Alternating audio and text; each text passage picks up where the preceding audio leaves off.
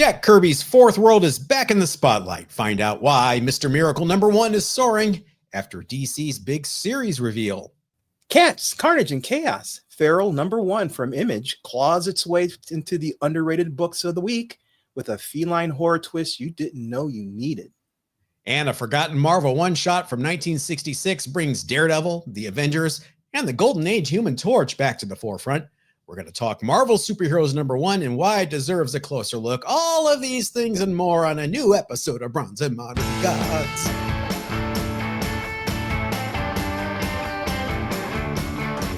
Richard, if you're all watching this, the country is still standing after the weekend we've had. And, you know, we're recording this on Saturday, so I may have to edit all this out before we even go. So let's just move on to our hot book of the week. I'm going to take this one, Richard. Please. It is Mr. Miracle #1 from DC Comics. I can't tell you how excited I am that Jack Kirby's New Gods are getting their dues, because not only is this book trending, Mr. Miracle #2, the first Granny Goodness, is trending. Mr. Miracle #4, first Big Barda, is trending. New Gods #1, which is the introduction of the New Gods, is trending. Why? Because of the announcement that DC Studios has confirmed that Mr. Miracle is in development for a new animated streaming series. Yes, created by Jack King Kirby as the groundbreaking Fourth World saga, this issue introduces Mr. Miracle, scot-free, who escapes the tyranny of Apocalypse to become a super escape artist on planet Earth. Do you know Mr. Miracle is based on a real person? Is it really? Who is it based on? Jim Steranko. Jim Steranko was an escape artist like Houdini, and he drew comics and illustration as well. And Jack met him and thought, this is a cool thing. I'm going to do a super escape artist. Wow. He's not only a fan favorite, but he's also married, of course, to Big Barda, and they're all deeply tied into DC's cosmic lore that includes Darkseid, Highfather, New Genesis versus Apocalypse. It's pure Kirby, unfiltered. Now, I will say, when everybody's getting excited about this book, it was recently redefined in 2017's Tom King and Mitch Garrett's miniseries, which won Eisner's. That one is probably going to inspire the tone of the upcoming show, but hey, I'll take this any day. So how does that series differ from the classic Mr. Miracle? You got to read it. Not much. I mean, it's very faithful. Well, you have to read it. I don't want to spoil it for anybody. I don't want my big spoiler alert that I used a couple weeks ago to have to come up here again. For Mr. Miracle #1, raw copies are climbing rapidly in fine or more. CGC's 9.0 and above are increasing in demand. A CGC 9.4 recently sold for over $1,100. And I can tell you from experience, Richard, this is a super tough book in high grade. This is my copy. Nice. 9.0, unforgiving dark colors, but look at the gradations on I mean, this is Silver Age at its best. And I always love Mr. Miracle covers. They're always so, how is he going to get out of this situation kind of thing. Super escape artist. Yeah. I have to imagine when the fuddy-duddies, the older gentlemen running DC at the time that were set in their ways, got this cover layout in the mail with all the Marvel word balloons and captions. They're probably like, what have we done? Well, I'm glad he's finally getting his due. He's one of those characters that's just been perennial, and I'd love to see him and the rest of the characters from the Fourth World be more prominent. I'm excited. I'm also irritated because I only have a 9.0. I have a 9.6 New Gods #1, and I've been wanting to upgrade this, but I've been waiting and waiting. I guess I don't want. Can we say screwed without getting flagged? It's just, you gotta, it's not the best time to be shopping. Let's put it that way. It'll come down at some point. You'll be able to get your copy. Hopefully. Comic news, we didn't talk about it because we did a lot of it on the members only episode on Thursday. I can break down the two latest things for you guys that we discussed in the bullet points. Richard can join me.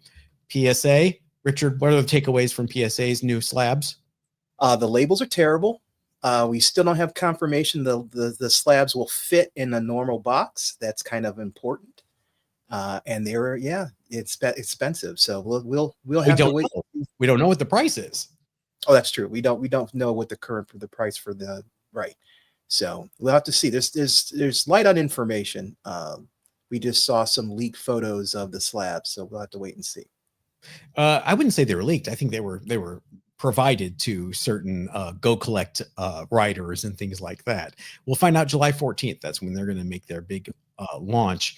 The other thing was the comic vending machine digital/physical combo from CGC, and for $200 you're basically gambling and hoping you get a decent slab that you could immediately resell. Our takeaway from that, Richard: a fool in his money are soon parted. I stay away from these kinds of loot box methods of buying comic. Buy the comic you want. Don't buy a chance at the comic you want. There's two different things. Yeah. And plus, CGC involved in this whole process. It's one thing if it's an individual company, but CGC as a grading house is, commingling their name with this product. It's a bad idea. Yes. Not their first. Let us go right to show and tell. What do you say? Barreling through this show. Barreling through it, I tell you. You got places to be. I have a little minor places to be, wars to fight. I have a little minor theme, which will shock everyone with all the talk we've had over the last few months. They are CGC slabs. Or no, just slabs is my theme. I got into the slabs. I broke out some slabs today.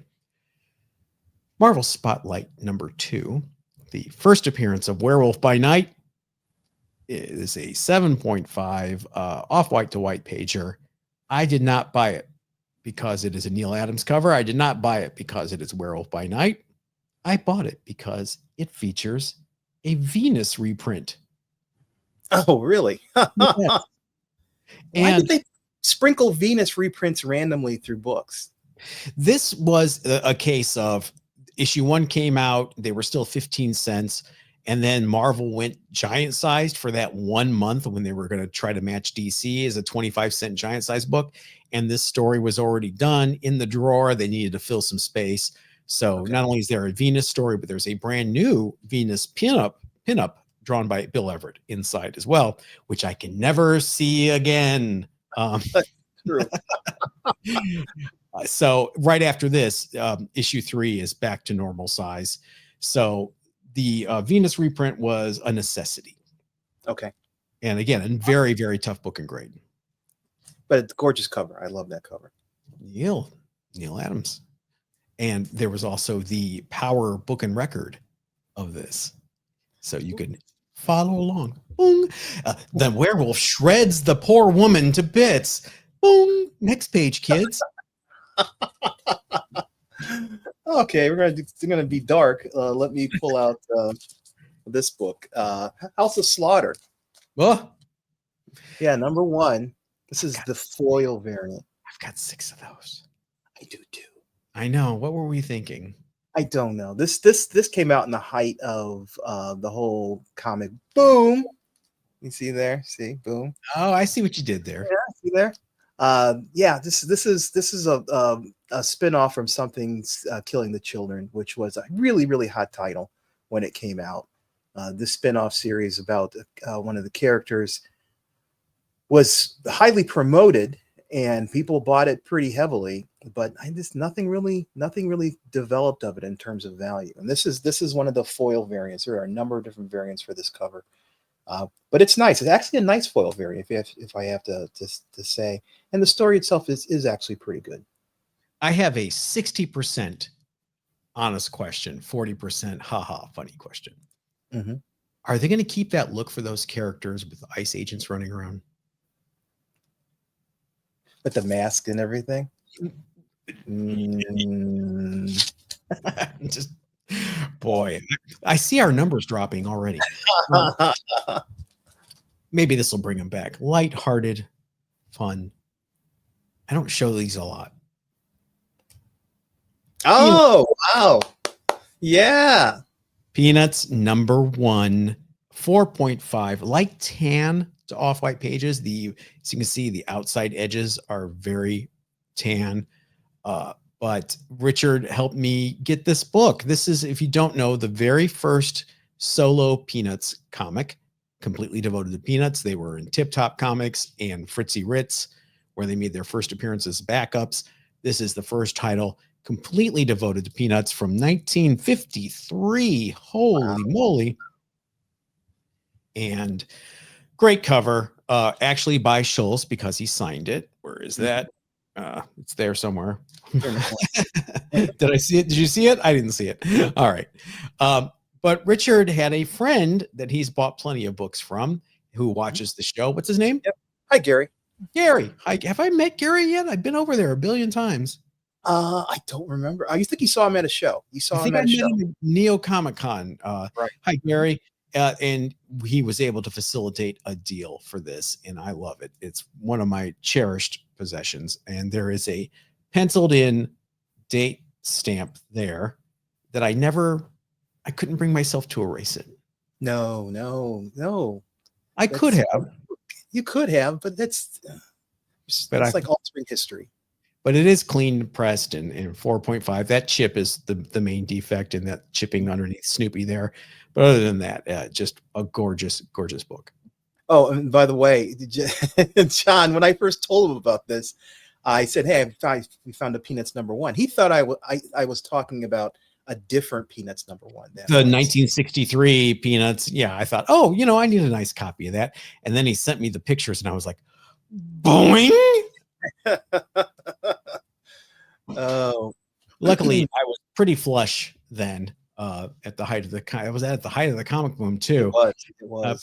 Unlike now, where everybody's at HeroesCon DMing me saying, "Hey, here's a Venus. Here's this." I'm like, "God, stop!" I'm trying to save money. What do you got? Next book I have is Grendel, Devil's Odyssey #1. Grendel is an interesting character because Grendel is basically an embodiment of an attitude or a mindset, and in this case, the person on the cover is this. It's called Grendel Prime. He is tasked with finding a home for humanity after Earth has basically been run ragged. And so he visits different planets and he runs into different conflicts with different empires. And it's basically this dark tale about how the human race is pretty much doomed because of empire and conflict. And, it's just like most Grendel books, it talks about the human condition more than it does the character. And I think it's pretty cool. I like the nod to EC's Weird Science on the spine there with the rocket going up. Mm-hmm. That's his ship. It looks like a male. Yeah. Yes. If you see, it's got the Grendel mask on the ship upside down. See that? See the eyes? Yeah, that's pretty. That is pretty cool. Who did the art? Matt Wagner did not do that art. That's not Matt Wagner unless he's really changing style. It says Brennan Wagner at the bottom. Okay. So yeah, Matt Wagner, he does Grendel. He also does Mage, which is interesting because they are so different in terms of this attitude and mindset. Wow. I personally prefer the Mage guy. Yeah, if they were in a heat, a Mage is the more accessible of the two. Yeah. Grendel, you have to really look at themes and really think about it. You can't casually just read it while doing something else. Like I said, I'm breaking out the big guns today because I don't think I show them enough. So this is another one of the showcases of my collection. Avengers #4, 8.5, off-white, and it is a CBCS old slab. And I got this again at the height, I would say 2020, 2021. From the height. Yeah, our buddies at We Can Be Heroes here in Southern California, they had this copy, and very happy with it. I never bring it out, so that's why it looks. I'm not going to put it on a wall, but this corner is the bane of everyone's existence on this book, and it is black and sharp.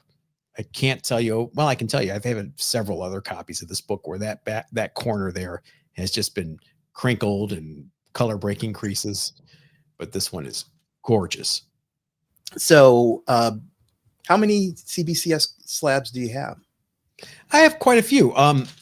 Just about, as I set it on the floor here, safety first. As I've been going on, when I was slabbing more PC stuff, like I slabbed most of my Yellow Claws in CBCS slabs. My Yellow Claw Mexican variants are in CBCS slabs. So I would say, honestly, it's about 80% CGC, 20% CBCS. Oh, wow. And then I stopped slabbing completely. Yeah, that's me. I have, I believe, 3 CBCS slabs. Everything else is CGC. What's your last show and tell book? My last book is actually a pair of books. This is Cheater. This is 2019, and that's not cheater. I blame DC on this. DC jumped on the bandwagon where they are doing. Okay, here's Harley Quinn's. This was during the Villain of the Year story arc that happened. I believe it was 2019. And Natalie Sanders did the cover here, and you see it's done like a magazine cover, which is pretty cool. I actually like this. There are a number of books that have this theme of magazine covers. Well, DC wasn't happy with only having you buy only one book, so they did a virgin book of the same thing, same book, except no trade. Well, minimum trade dress they call it, because at the top of the book they still have the title. That's how DC does virgins. They do minimum trade dress, but it's the same book, and the value of these books differ pretty significantly. You can get, for example, the trade dress version for about $150 slab is a CGC, $300 for the virgin book. Which, really? Yeah, and I forget the print run on both of these books. I don't think it's significant, not a large print run, but for some reason, these books have always held some kind of value. Me personally, this is just DC double dipping, but DC is not the only one who's guilty of that. Marvel is guilty of doing the exact same thing. They're guilty of doing first, second, third, fourth, fifth prints that only differ in the color of the bottom margin. It's a pattern I don't like, and I wish they would stop, but it generates revenue for them, so they're not going to. I prefer the one with all the text. The magazine, it looks better, right? Yeah, it does. I mean, it's a pretty cool take on magazines and getting Harley. It looks like nothing like I picture Harley Quinn looking like, but that's neither here nor there. No, I'm spoiled by the movies and the animated show. Yeah, very, very someone doing cosplay at WonderCon. Yeah. What that looks like. Yeah, somebody voguing. Wow. Well, if you want to see more show and tell like this, along with guest members showing off their books, we have a 90-minute plus extended live chat and show and tell every Thursday for members. How do you become a member, you say? Well, you can do it right here on YouTube. Just click join right next to the subscribe button. And for the low, low sum of $2.99 a month, you can show your support. You can see your name fly by right here. And you help Richard and I buy equipment, justify our very, very expensive time it takes to create this show for you every week. Believe it or not, we are high rollers in the world of finance. If you believe that, I got a bridge out here in some swampland. Just hit join next to the subscribe button below. If you're on the podcast and you want to support us, just hit the link in the description as we move to your favorite segment, everyone, viewer mail. You've got mail. Richard, take it away.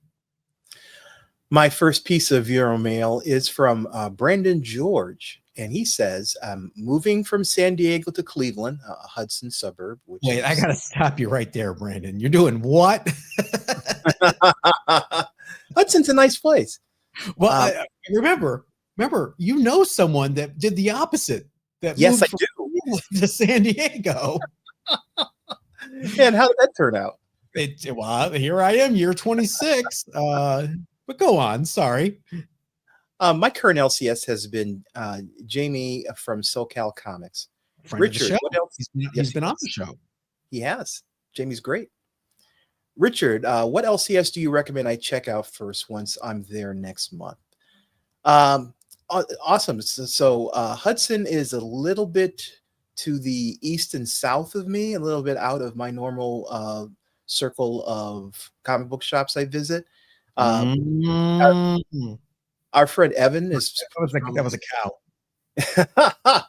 I would probably point you to one of the shops that he goes to, but I did a quick Google search. It's someplace called JC Comics and Cards that look good. Had, at least from the pictures, had a great back issue selection. And Magic City Comics and Collectibles is also around you in that area. I would personally recommend coming, making a trip on a Saturday or a Sunday and coming up north and a little bit to the west to do places like what do I call it? What is the name of it? I did a little pre-research before this because I saw this, so I can help you out. Brandon, you're going to have to get in the car on a Saturday, and 55 minutes to your northwest is a shop called Comics Are Go in Sheffield Lake, Ohio, Sheffield Village. It's our friend Eric Anderson. You will love it. It's a hike for you, but it is absolutely worth it. And while you're in that area, you might as well go to Carol and John's Comics as well. Yes. I agree. Yes, Cam's Corner, Carol and John's is another great shop. So yeah, you're gonna have. We're not too familiar with the Akron Canton scene, but you definitely come to NEOCon if you're going to be there by August. Yeah, that's a great idea. You'll have vendors from all around the area. You'll be able to meet with people, and you also be able to shop and price compare. So yeah, Neo Comic Con is a great place to come, and you'll probably see us there too. So come on down. As you know, we're saying podcasts are getting more hyper localized. So there is your Northeast Ohio portion of the podcast. Hopefully we'll bring everybody else back. Come back. My next piece of viewer mail comes from our email at bronzeandmoderngods@gmail.com from our friend Omar Nagy. Hello, gentlemen. I have had an idea in the back of my mind for a while to deal with the increasing price of books, but I honestly can't tell if it's brilliant or stupid. Those tend to be the best ideas. Would like your opinion. I feel that the overwhelming majority of modern comic purchases are based on a cool cover and sadly very little to do with the content inside. The variant cover industry dominating sales, I believe, reinforces that opinion. My idea, give the buyer the option of buying the book with just the outside front and back cover for a greatly reduced price. If it's low enough, it would encourage more variant covers to be sold than if it was for the full price. Buy cover A for the story, and then others for the cover art. Would this improve sales, upset the writers? Interested in your thoughts, Omar Nagy. Omar, I think you have stumbled into something backwards. I would not sell the variant covers by themselves. I would sell the variant covers with the book, but I would have an option, newsprint only option of buying the guts of the book for $1.99. If you just want to read the comic, and you don't want to pay $5.99 for it, here are the guts for $1.99. Is that crazy? No. What about the digital comics that Marvel does? How much are they? If I never have bought them, to be honest. There's a couple of tiers. There is the a la carte, where I believe everyone is screaming at their iPods or iPods. Everyone's screaming at their Zunes because I believe they're full price. Okay, they're doing that. That's just but not a lot of people do that. So the a la carte option is there if you want it, but a lot of people buy the all you can eat model, Marvel Unlimited, Unlimited, right? where you pay a subscription fee and you get everything. Omar, there's something there. I don't know what it is. Yeah, you have to convince the publisher that it's worth that enough people are going to buy the coverless version. They make their money on variant covers, to be honest with you. Again, why sell one book when you can sell them 5? Exactly. So there you go. Chat, take it away. Richard, what's your next piece of viewer mail? My next piece of viewer mail is from our buddy Vexer. And Vexer says, I go on vacation for a few weeks and you two become DC shills. Unbelievable. Oh And gosh, Mr. Miracle for the hot book too. I know he's kind of right. I mean, DC really is the better company right now in terms of product. I'm sorry. It's the way it is.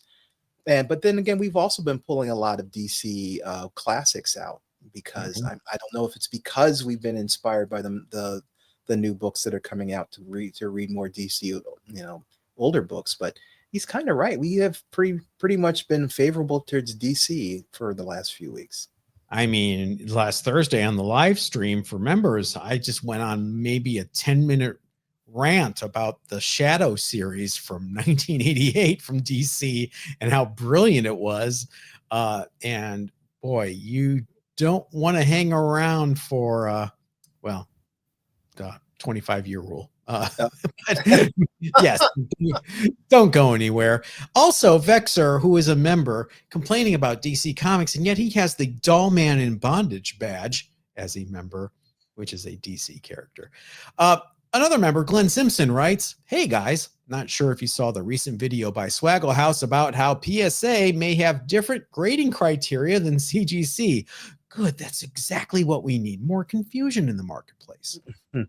It tends to make me, someone who only deals in raws anyway, just want to quit worrying about the difference between a 6.0 and a 6.5 and just grade everything with the classic 8 grades. By that he means poor, fair, good, very good, etc. Very fine, blah, blah, blah. Yeah. Yep. But not sure what to do with the transition grades like 9.0, 7.0, etc. Go up or go down. MyComicShop.com puts 9.0 as a very fine, but cover price puts 9.0 at a near mint. I see the grades clustered in various ways. What are your thoughts? Is there any reason for someone who doesn't deal in slabs to get worked up about the full 20-point system? And if not, how do you cluster them to get a solid idea for the threshold of each of the 8? Glenn, you answered your own question. I wouldn't worry about it. When we have a live sale and I grade books, and Richard does the same thing, at the end of the day, no matter how many books you have, no matter how many references you use, no matter how many grading scales are out there, grading is subjective. Someone will always disagree with you. So what we do is if I think a book is a 6.0, I will say it is a 5.5/6.0. If it is a 6.5, I'll say it's a 6.5/7.0.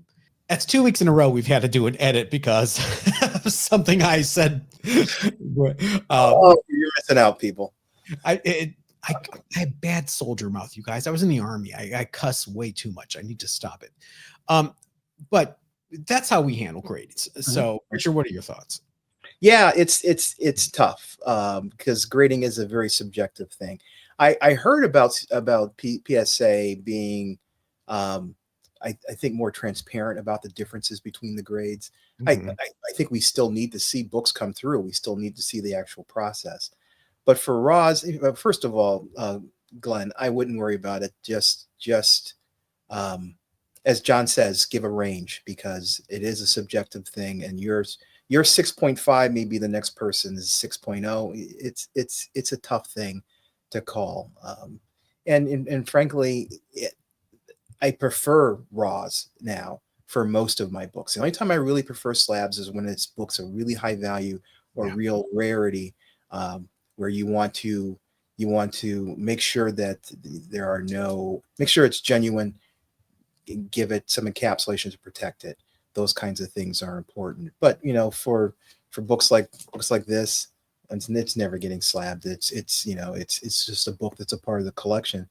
And plus, like John just mentioned, when you slab a book, you can't see the centerfolds. You're out of The beautiful Venus pinup. I can't see it anymore unless I buy another raw copy, which maybe that's it. It's dealers are very smart. Even flipping like moderns, we were doing that during the height. We would buy like the hot book a week and get like 5 copies and send them in express, get them back 9.8. Unless you're Evan, they all come back 9.6. And and then sell them at that 9.8 price. People aren't doing that anymore. They don't want to pay. They don't want the slabs. I mean, I would still, if I was getting in a fantasy world, my Captain America comics #3, I would buy a slab. I would not buy it raw. Even the best dealer in the world will miss something. I've told that story about my astonishing #3 I bought from a very reputable, very popular dealer, and it had restoration on it. And we both caught it because I saw it and I said, "Hey, you know, this is a color touch here." And he's like, "Oh, boop. I see. I almost cussed again." you almost got another raw edit there. So yeah, it's a long way to go around it. But Richard, what is your next piece of viewer mail? My next piece of viewer mail is from our buddy Bronzeville Comics. Bronzeville says, and this is in relationship to our we had a special guest on the live show on Thursday, and his name is Charlton66, and he says, I typed Charlton66 into YouTube because he wants to see Charlton66's YouTube channel, and I get Bobby Charlton highlights from the 1966 FIFA World Cup. And you do, when you type in Charlton66, you do get that. Just don't put a space between Charlton and 66, and you'll see Charlton66, the YouTube channel that's related to comics. And we recommend you get a chance, go view his channel, subscribe, like his videos. He's a great guy. Yeah, and if you really, his YouTube ID is Charlton6674. If you really want to narrow down your search, and highly recommended. If you are not a member, this is the kind of, I'm really flogging the memberships today, so forgive me. I don't mean to. We appreciate every single one of you. You don't have to pay to have us on every Monday, but we do things like we did last Thursday, where we just do almost an hour about Charlton comics. And we do these deep dives that are just crazy detailed. He showed us the very first Charlton comic ever published, Yellow Jacket Comics #1. He has a copy of it. So if that's your jam, you might want to think about joining. But it is not a requirement, as we go back to the email at bronzeandmoderngods@gmail.com from Jim Lang. Another edit as I sneeze 3 times and have red eyes. Jim writes, "Hello, gentlemen. Excellent work as always. Who else on YouTube at Bronze and Modern Gods would talk about Alpha Flight? I have a huge soft spot for Alpha Flight. As Alpha Flight #12, the same issue that John jumped off of, was the very first comic I ever read." Wow. I guess it really is true that every book is a jumping on point for someone and a jumping off point for someone else. I was at school and everyone was asking if I was getting the new Alpha Flight, as someone was going to die. I was like, "What's an Alpha Flight?" We went over to the comic store and I got some issues. Dr. No's in Marietta, Georgia, which is still there, by the way, and run by the same person. Awesome. Wow. Cliff Biggers of Comic Shop News fame. Wow. Okay. We can also thank him for encouraging Mark Bagley to become an artist, but I digress. It was a good time to get into comics, as the original Secret Wars was also coming out. Secret Wars #4 was the latest issue at the time. Who could pass on that amazing Hulk cover? Of course, I do have every issue of every Alpha Flight series. I think the only thing I'm missing is a CGC 9.8 Canadian price variant of #1. I would think that's the first thing you get, Jim, if you're an Alpha Flight. The Canadian price variant. I guess it's good to have goals. However, I have not read the originals in decades. I'm afraid to tarnish my memory with the reality of the actual book. It did, however, make me a lifelong fan of John Byrne, which is, of course, led me to the X-Men, Fantastic Four, She-Hulk, Man of Steel, and many others. Jim Lang. Attached is a small evidence of my addiction, and this is not even close to all. Wow. Look at that, Richard. That is awesome. That is awesome. There's your underrated book of the week for Flight 19, First Talisman. Wait, I'm sorry. Is that 5 copies of it? I see 5. Yes. Wow. Jim, you are not playing. There's help out there. That's great. Collect what you love. This is awesome. I love it. No, but seriously, Jim, that is impressive. And like you said, every comic that's one Jim Shooter's rules was why he wanted all the characters to introduce themselves and show an example of their using their powers in every issue. Every issue is someone's first issue. I was just having a conversation with our friend Evan today about DC Comics and modern DC Comics. He's encouraged me to pick stuff up, and I said, I'm afraid I'd be so lost. Is Superman married? Does he have a kid or not? They need to have some sort of on-ramp for anyone like me who wants to join in. And of course, Evan's like, well, here's what happened. Blah, blah, blah. There was a crisis and then another crisis. And then this crisis happened. Like, stop. If only comics could be as simple as they were 25 years ago, Richard. If only. It's a 25-year rule. Richard doesn't want to play the Segway game. He has no interest in playing the Segway game. Not today. The Segway game leads us to the 25-year rule, where we go back 25 years to the year 2000, or the books that shaped your collections. If you're around then and you want to reignite that love, 80-page giant Silver Age #1 from DC Comics. What is this? Yes, I was going to ask you. I have never seen this. What is this? This was part of DC's 2000 Silver Age tribute, where they decided, God, I'm sorry. Gosh. This is part of DC's year 2000 tribute to the Silver Age. You've got the Gemis era at Marvel, where they're trying to throw away all the old baggage and old fanboys and do new things. DC's like, we're going to take the exact opposite tack. We're going to embrace these guys and do a tribute to the Silver Age. This is a one-shot that was part of that event, bringing together classic characters and retro-style stories, and just paying homage to the Silver Age. This issue has a new 51-page Justice League story, but it also reprints the Batman and Robin Kellogg Pop-Tarts giveaway from the 60s, which was taped to boxes of Pop-Tarts. Oh, that's awesome.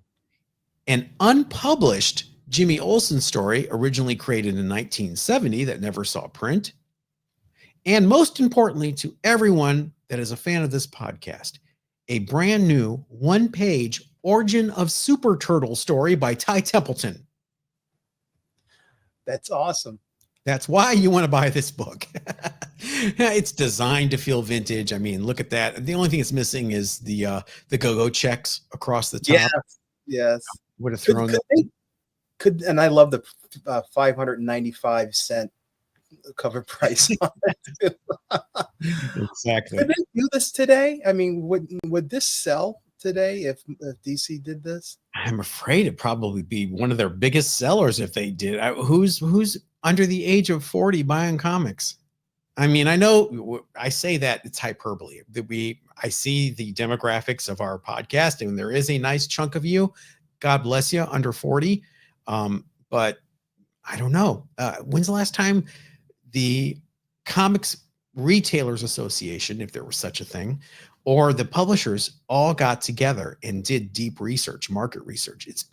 I don't think it's been done since the 90s. It's an opportunity. Yeah, it is. While this is not a key issue or a first appearance or anything, it's a nostalgic read for fans like us, and it's always available on eBay, definitely under $10. So you might want to check it out. Meanwhile, you want to check out our underrated books of the week. Richard, I know this book. You do? I do, because he's local here to Long Beach in Southern California. Oh, I didn't know that. My pick this week is Feral. Feral #1, Image Comics in 2024. Written by Tony Fleeks and art by Trish Forstener. This is the team that brought you Stray Dogs. If you're familiar with the Stray Dogs horror series, which is strange having little puppies and horror movies combined. It took the internet by storm, though, and it's famous for just a variety of variant covers that all are homages to various horror movies. Well, this is the cat version of this. Stray So instead of stray cats, yes. But stray cats.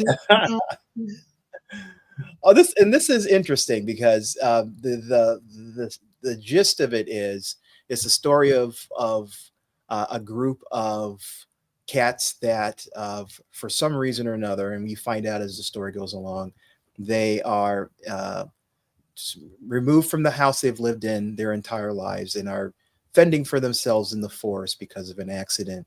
So it's a story you'll have to read. And there is an outbreak of rabies, and it is a very virulent strain of rabies, and it actually kind of gives and there are animals throughout the whole book that contract this rabies, and it's kind of a reason to have a zombie type of story without having zombies.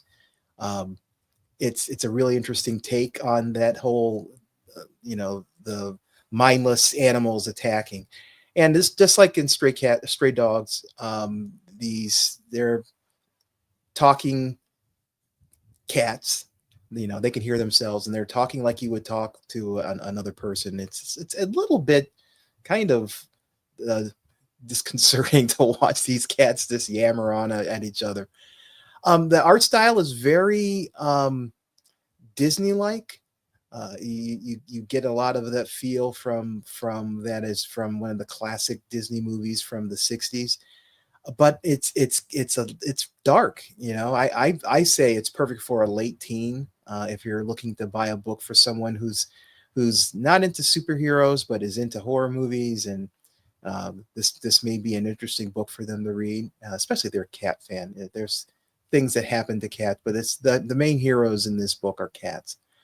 I like to say it's darker than a Disney movie, but not as dark as like The Walking Dead.